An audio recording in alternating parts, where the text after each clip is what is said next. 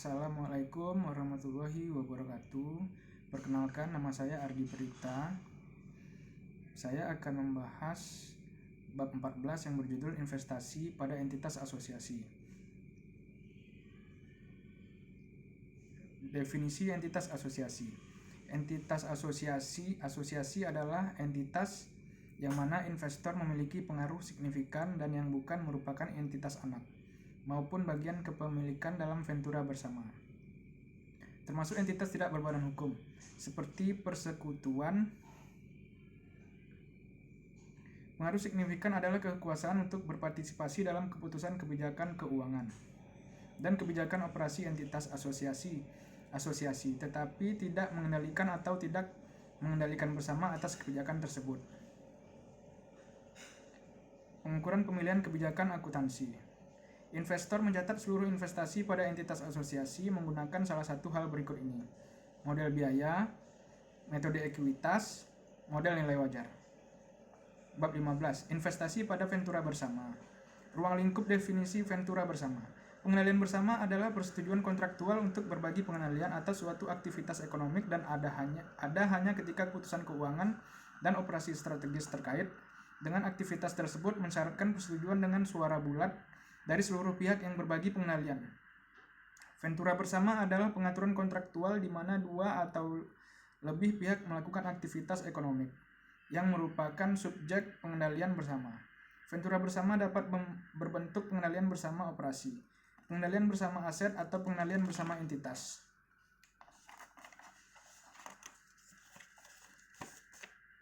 Bab 16. Properti investasi. Ruang lingkup properti investasi. Properti dengan penggunaan campuran dipisahkan antara properti investasi dan aset tetap. Akan tetapi jika nilai wajar komponen properti investasi tidak dapat diukur secara andal tanpa biaya atau usaha yang berlebihan, seluruh properti dicatat sebagai aset tetap. Hak atas properti yang dikuasai oleh penyewa melalui sewa operasi dapat diklasifikasikan dan dicatat sebagai properti investasi. Adalah properti tanah atau bangunan atau bagian dari suatu bangunan atau kedua-duanya yang dikuasai oleh pemilik atau penyewa berdasarkan sewa pembiayaan untuk menghasilkan rental atau untuk kenaikan nilai atau keduanya, dan tidak untuk digunakan dalam produksi atau penyediaan barang atau jasa atau untuk tujuan administratif atau dijual dalam kegiatan bisnis normal. Properti tersebut akan memenuhi definisi properti investasi dan penyewa dapat mengukur nilai wajar hak atas properti tanpa biaya atau usaha yang berlebihan secara berkesinambungan. Alternatif klasifikasi ini tersedia untuk setiap properti secara individual. Bab 17. Aset tetap. Ruang lingkup. Aset tetap adalah aset berwujud yang dimiliki untuk digunakan dalam produksi atau penyediaan barang atau jasa, untuk direntalkan kepada pihak lain, atau untuk tujuan administratif, adaptif, dan diperkirakan untuk digunakan selama lebih dari satu periode.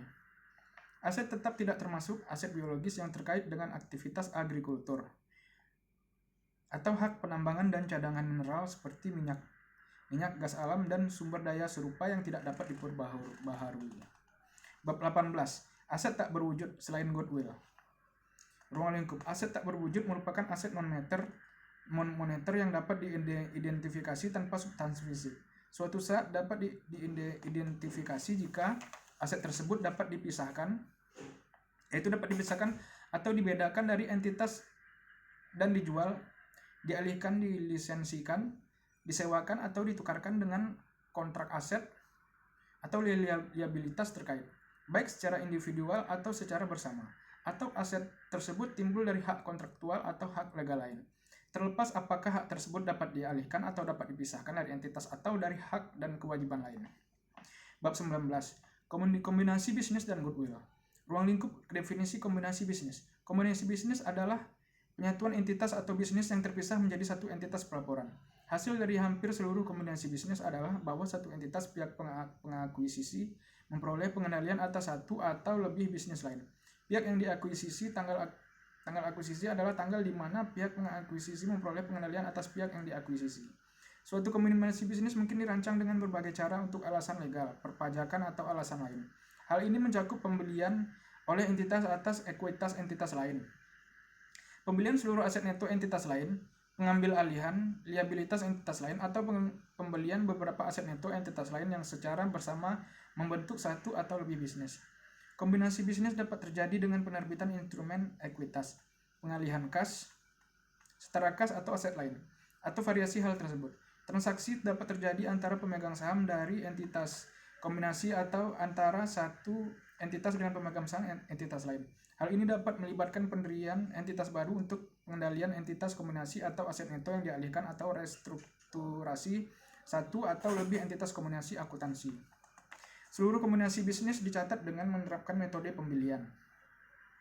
Penerapan metode pembelian mencakup langkah-langkah berikut: pengidentifikasian pihak pengakuisisi, pengukuran biaya kombinasi bisnis, pengalokasian biaya kombinasi bisnis ke aset yang diakuisisi, serta liabilitas dan provisi untuk liabilitas kontingensi yang diambil alih pada tanggal akuisisi. Bab 20. Sewa. Ruang lingkup klasifikasi sewa.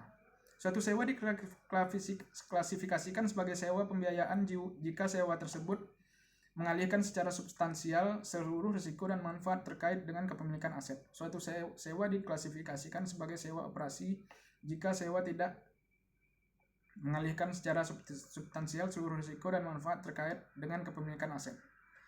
Klarifikasi sewa sebagai sewa pembiayaan atau sewa operasi tergantung pada substansi transaksi dan bukan pada bentuk kontraknya. Contoh dari situasi yang secara individual atau kombinasi yang pada umumnya mengarah pada sewa yang diklasifikasikan sebagai sewa pembiayaan adalah sewa mengalihkan kepemilikan aset kepada penyewa pada akhir masa sewa. Penyewa memiliki opsi untuk membeli aset pada harga yang diperkirakan cukup rendah dibandingkan nilai wajar pada tanggal opsi mulai dapat dilaksanakan, sehingga pada awal sewa dapat dipastikan bahwa opsi tersebut akan dilaksanakan. Masa sewa adalah untuk sebagian besar umur ekonomik aset meskipun hak milik tidak dialihkan. Pada awal sewa, nilai kini dari jumlah pembayaran sewa minimum secara substansial mendekati seluruh nilai wajar aset sewaan. Dan aset sewaan bersifat khusus dan hanya penyewa yang dapat menggunakannya tanpa perlu modifikasi besar. Baiklah, sekian presentasi dari saya mengenai bab 14 sampai bab 20.